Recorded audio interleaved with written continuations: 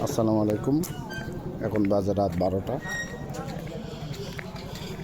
আমার এক ছোটো ভাই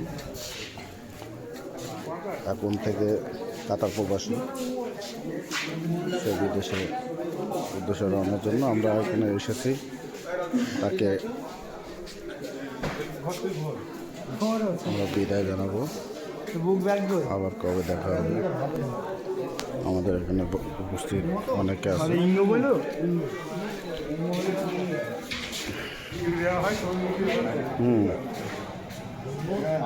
অনেকে উপস্থিত আছেন।